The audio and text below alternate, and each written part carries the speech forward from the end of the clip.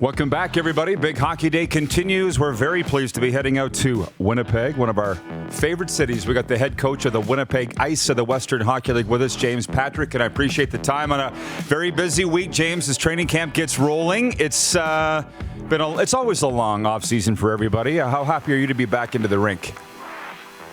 I'm looking forward to it. It's been about 3 weeks, kind of in the office with my staff preparing for camp.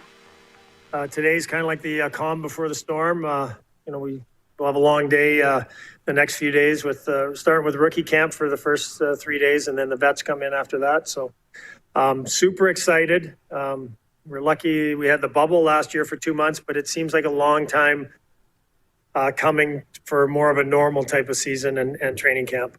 Yeah, no kidding. Well, if you don't mind, if we could go back and just reflect on the bubble for a second. I'm sure you've completely moved on from that, but you guys were really coming on near the end, just actually like the season before, now that I think about it. But there was no playoffs. I mean, what was it like to do that experience, live in the bubble? Congratulations, by the way, for completing that and having a great season, but then no playoffs to cap it off. Yeah, you know what? I look back at the 2 months as an incredible experience. Hockey-wise, really one of the best experiences that I've ever had. The players were so appreciative to have the opportunity to play after, kind of what everyone, the whole world had gone through for the previous 9 months. And the love of playing, the passion, the compete, the work ethic was awesome. And I talked to, the other 7 coaches in our bubble felt the same. It was, it was really competitive. It was good hockey. It's elite players who, every team had players who are going to be in the NHL over the next 2 or 3 years. It was a great story from, Peyton, Krebs being the MVP and leading scorer to, Schneider being the best defenseman, Ridley Gregg being a top-end player to Bednar in Regina being the best 15-year-old I've ever seen. And then, Geekie and Benson and Jagger, other great young players. It was awesome. It was competitive. It was everyone made something out of what was a real tough situation, made the best of it, and I think we all got better from it. I know our players improved, and we certainly came together. It was really like a family group when you're in a bubble and you're spending that much time together. The Pats coach, Dave Struce, said his players thanked him every single day for 2 months for pulling this off and allowing them the opportunity to play. And James, when I talk to you, I feel like I could always talk to you for hours. Just one last thing on the bubble. I called that game Pats and Ice, Peyton Krebs' last game in the dub. And if we can go back, he took that headshot in the second period, came back and watched for the third, never saw the ice. Can you take us inside that and how he was feeling? And clearly he wasn't going to let his dub career end sitting in the dressing room. Yes. First of all, he's the most competitive, driven athlete I've ever coached, and that includes the 12 years as an assistant in the NHL.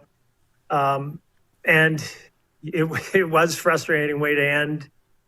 He took a hard check. He was frustrated. He was mad that he got hit that hard, but it was certainly a clean hit. And he did want to be he wanted to be on the bench. He certainly, if it was a playoff game, he would have been out there. But we just at that time decided, I said, I'm not going to put you on if you're not 100%. It doesn't make sense right now. We knew that the next day he was heading to Vegas to go into a bubble there and then play some games with Vegas, which he ended up doing. And so we wanted to be smart, but the effect that he had on our culture was so important, and it was incredible. It turned the franchise around.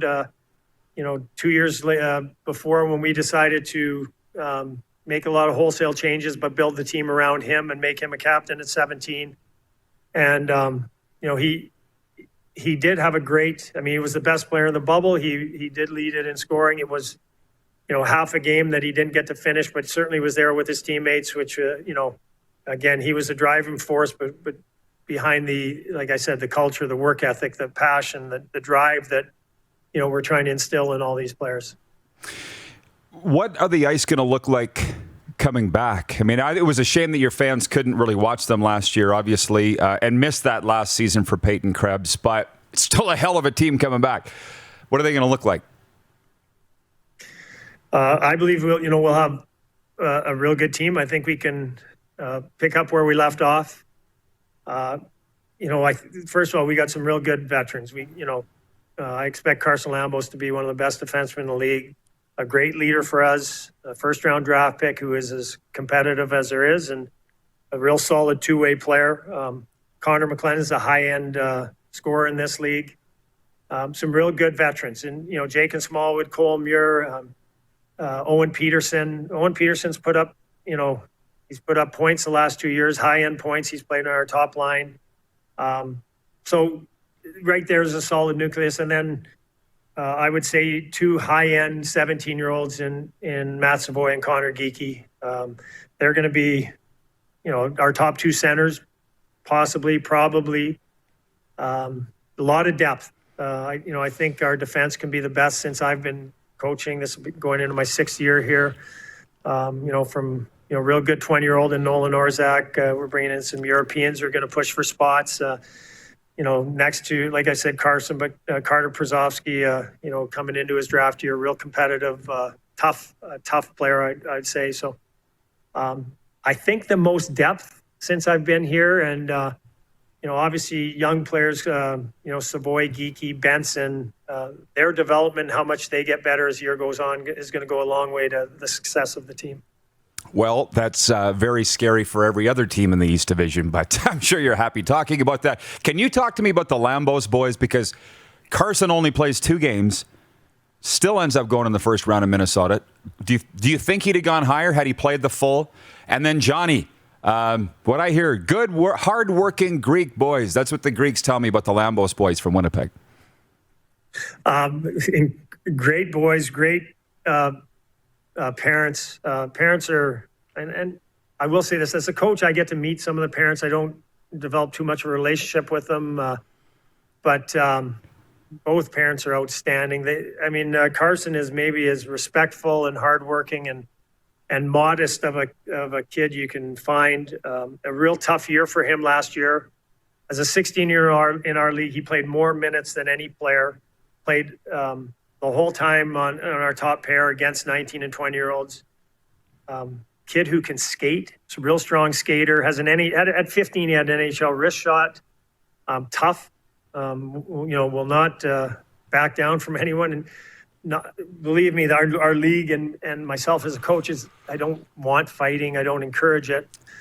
But the first 10 games, he was our best player. We had 2 fights when someone else had been run at by the other team, kind of crossed the line. And both times Connor came to the defense and ended up fighting a 19 and 20-year-old in two separate incidences. That just maybe talks a bit about his character. And I know with his brother, he's been someone he's looked up to, his whole life. They've pushed each other. Been competitive with them when they played against each other in Brandon.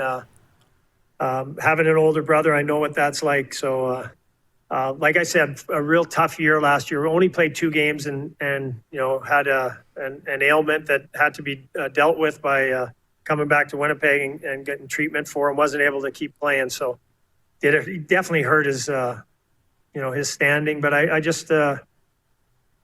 We talk to a lot of the kids. It doesn't matter where you get drafted. It's the gateway to the next part of your career, and it's an exciting moment for you and your family. But it doesn't make you a better player. The work just continues, and he's aware of that. He's super proud and excited, which he should be, about being drafted by Minnesota. But he's ready to just keep coming and getting better every day. Well, James, we're spending more and more time in Winnipeg with this show. I'm hearing about the Dairy Whip. Do you guys have a sponsorship deal with the Lambos family's Dairy Whip? I hear that's the place in Winnipeg. Well, I'm trying to encourage the players to stay away from it. How about the coaches? Yeah. Well, I'm on that treadmill fighting that grind every day as well. But I know the coaches are allowed to go there. No doubt. It's funny when we do win a big game, the players are always chanting for treats, or the bus to stop at places for treats. So that might go into our segment bonuses if we reach certain goals. Maybe have more trips to the Dairy Whip. Who are you looking at there? The owner or Munzie? Or looks like you're looking for approval. Munzie's giving me signals, and no, that's just me trying to think. Tell him to get on the treadmill. For you, James, I go to your hockey DB, not like I didn't know, but 1,280 games in the National Hockey League. Would you say 12 coaching as well? What is it about the Western League? Is it the allure of the fact that it's your hometown, even though you started in Kootenay? What is it that you love about the Dub and the Winnipeg Ice? You know what? It's interesting. I will say this. A big reason I'm in this league is because of Kelly McCrimmon. Known him, I was real close with Brad, and I've known Kelly for a long time. But when we were let go in Dallas, looking for new opportunities, and I talked to Kelly about, he had just came to Vegas. He had coached my nephew the previous 3 years, coach and GM in Brandon, and we had talked a lot over those 3 years and trying to help the development of Nolan. But it gave me a familiarity with the league, and so it was Kelly who called and reached out and said, there looks like there could be a couple opportunities in this league. Would that interest you? And it did. I can't be happier with the decision and the opportunity that I've gotten from Greg Pedersen and Matt Cockle being here. I've said this to anyone who's ever asked me. I love being around junior hockey players. The age, the excitement, the willingness to learn, and the passion that they bring, it keeps me young.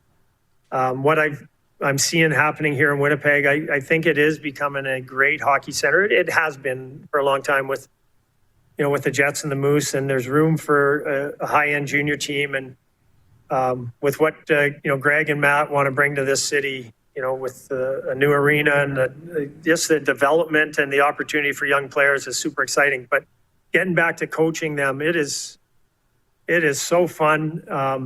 The bus rides are, for me, when you hear about them, the travel is not taxing. It brings the team together. It's something that I've enjoyed. Great coaches in this league. I mean, I'd say 80% of the coaches in the league have had NHL experience and coach the same way that the teams are coaching the NHL. So to be able to mentor and to develop and guide and be around the young players is something that I love. I'm enjoying it more and more every year as I learn more about the league, learn more about the players, and try and get better as a coach. Oh yeah, well, hey, it's the best league, and I was so happy when Munzie came back to it. And now I get the Krim thing. He doesn't have to worry about you beating up on his Wheat Kings anymore. He doesn't own them anymore. So you'd have his blessing sitting there in Winnipeg, because I know how he operates. But James, I guess lastly, you mentioned Winnipeg. The last time we talked, you said we just need to get the word out more in Winnipeg about the ice. And interviews like this certainly help. So you're back at the Wayne Fleming. How long are you guys going to be at the Wayne Fleming, do you think? We're pretty sure it's going to be, for sure this year and parts of next year. I know they're moving forward with getting our rink started. Obviously, COVID has set us back, and I think there have been some infrastructure issues, but I think it's a long-term plan. What Greg is going to bring to this city, bring to this league is, he's taken it to another level, and they want to make sure they get it right. So it is. I felt that where our team was 2 years ago, coming into COVID, we were, I felt becoming one of the best teams in the league. We were real excited about the upcoming playoffs. Would have done wonders for, getting the word out even more. And I know that the community that's kind of embraced us have loved what they've seen with the team, and we want to take off where we left off and build on it. And I know with this group of players, we believe we can do that. A number of future NHLers are going to be in our lineup who are playing. It's exciting hockey. It's hockey where you see mistakes, and it brings more excitement, brings more opportunity, offensive opportunity. And you talk to a lot of fans; they enjoy that, more than the NHL, because you're seeing these young players at a young age. So Munzie and the Heisinger family and Matt Cockle, we're doing our best to get the word out. And I run into more and more people around town who are aware of us and are excited about us getting started again. So again, it's a long-term plan, and it's going to be it's getting bigger and better, and it's going to be great. Yeah, I call Major Junior perfectly imperfect. It is my favorite brand of hockey, and I love the Winnipeg Ice as much as I can as the TV voice of the Regina Pats. James, apologies again for the delay. Enjoy the visit, and we'll see you in the rink here coming up soon. Okay, great talking to you, Rod, and we'll talk soon. Take care. Head coach of the Winnipeg Ice, James Patrick, the 1,280 NHL game veteran. Hey, everybody. Thanks for watching the RP Show on YouTube. And don't forget, we're live daily on YouTube from noon to 2 Eastern. If you like what you see, hit subscribe. And if you like the program, check around for other segments of the Rod Pedersen Show here on YouTube.